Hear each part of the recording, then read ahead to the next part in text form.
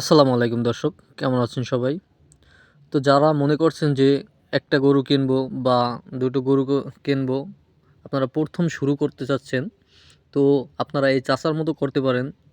সে কিন্তু এই একটা গাভী থেকে প্রতি বছর একেকটা বাছুর দেয়। তো প্রতি বছর একেকটা বাছুর দেয় এই গাভীটি। তো এই গাভীটার বাচ্চা হলো এটা। আর একেবারে দেশি পদ্ধতি, তার কোনো খরচ নাই বললেই চলে। বাইরের কোনো খাবার একেবারেই খাওয়ায় না। শুধু এই যে কেনা খাবার, যে ফিড খাবারগুলো, এটা কিন্তু সে একেবারেই খাওয়ায় না। সে শুধু এই যে গরুর ঘাস, ঘাস বলতে যে লাগানো ঘাস সেটাও না। এই যে ধান খেতে যেই পাশে যেই ঘাসগুলো হয়, সেই ঘাসগুলো কিন্তু খাওয়ায়। তারপরে এই যে খ্যার, কাঁচা খ্যারগুলা, পরে আবার যে শুকনো খ্যার, এগুলোই তার খাওন। মানে বাড়তি কোনো একেবারেই খরচ নাই বললেই চলে। তো বছরে দেখা যায় যে একটা বাছুর যদি ১ বছরে হয়, এই বাছুরটার ১ বছর হইছে। তো এই বাছুরটা মনে করেন নরমালি হলো আপনার ৪০,০০০ টাকা দাম আছে আমাগো এদিকের। এই গাভীটা কিন্তু আবার কিন্তু ডাকছে, এখন কিন্তু আবারও প্রেগনেন্ট। তো এভাবে কিন্তু আপনারা আ গরু লালন পালন করে কিন্তু খুব একটা লাভবান হতে পারেন।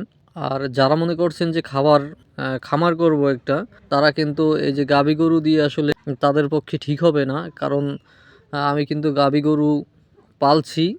তো আমি জানি যে গাভী গরুতে আসলে এই ফিড খাবার এইটা খাওয়াইয়া এতটা লাভ করা যায় না। আর আপনি গাভী গরু পাললে এভাবে পালতে পারেন, এই যে একবারে খরচ নাই বললেই চলে। শুধু গায়ের যেই পরিশ্রমটা দিয়ে তারপরে কিন্তু এভাবে করতে পারবেন। আর সবচেয়ে আমি যেটা মনে করি, মোটা তাজা যারা করেন তাদের খুব ভালো হবে।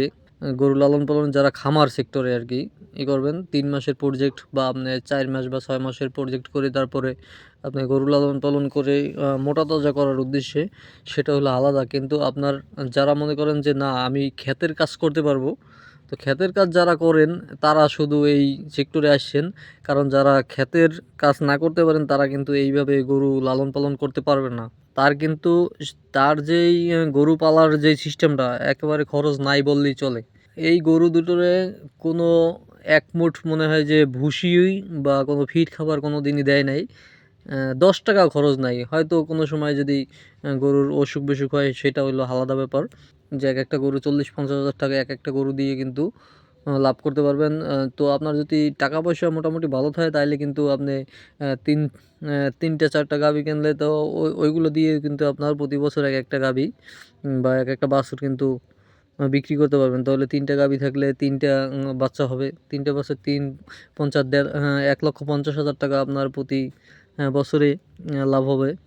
তো আপনার শুধু যে এই গরু দিয়ে যে আপনি অ্যা লাভবান হয়ে আর এটা দিয়ে আপনি সংসার চালাবেন, এটা কিন্তু হবে না। আপনার পাশাপাশি অন্য একটা কাজ করতে হবে আপনার।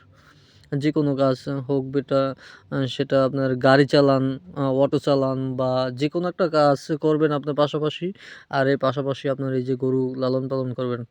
আর যদি মনে করেন যে না আমি এই গরু দিয়েই আমি একেবারে পুরো আমার সংসার ফ্যামিলি চালাবো, তাইলে কিন্তু আপনার এভাবে লালন পালন করে কিন্তু আপনি পারবেন না। তাইলে আপনার ৩ মাসের প্রজেক্ট নিতে হবে। যেই ষাঁড় গরু মোটা করণের সেক্টরে যেতে হবে আপনার। কারণ মোটা তাজার সেক্টরে গেলে আপনি অনেক লাভবান হতে পারবেন। আপনার ফ্যামিলিও চলতে পারবে।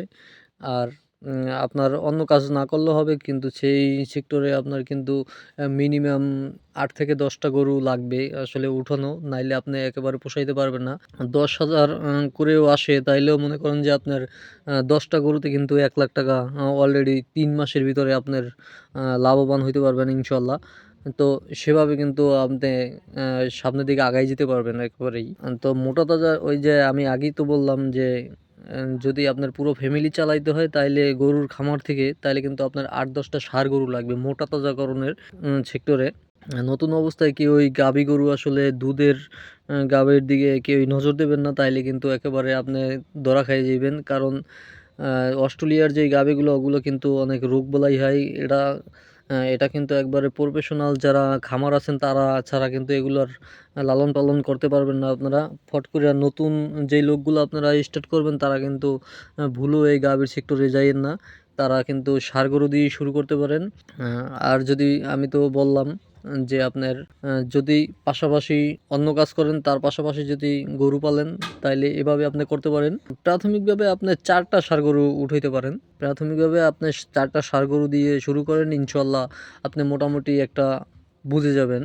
আর যদি ৪ টা গরু বললাম এইজন্য, যদি আপনার ফ্যামিলি চালাইতে হয় তাইলে কিন্তু ৪ টার নিচে আসলে আপনার একেবারেই কোনোভাবেই সম্ভব না, যদি ছোটোখাটো ফ্যামিলি হয়।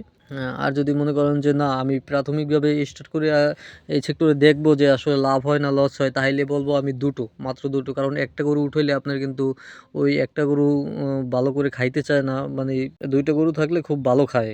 গ্রাম অঞ্চলে এই গরু সেক্টরে লাভ আছে, আপনি যদি অভিজ্ঞ হতে পারেন। আর অলস হলে হবে না ভাই। এই গরুর সেক্টরে আসলে আপনাকে অনেক পরিশ্রম করতে হবে, আর গরুর দিকে সবসময় খেয়াল রাখতে হবে। তাইলে আপনি এই গরুগুলা, একটা মানুষ যেভাবে সেবা যত্ন করে, কিন্তু গরুগুলোকে আপনি ঠিক ওই রকমেরই খেয়াল রাখতে হবে সবসময়। তাইলে মনে করেন যে গরুগুলোর আসলে কোনো সমস্যা হবে না, আর ওরাও একটু ভালো যত্ন পাবে। সেজন্য সবসময় খেয়াল রাখতে হবে আপনাদের। তো ধন্যবাদ সবাইকে, ভালো থাকবেন। আসসালামু আলাইকুম।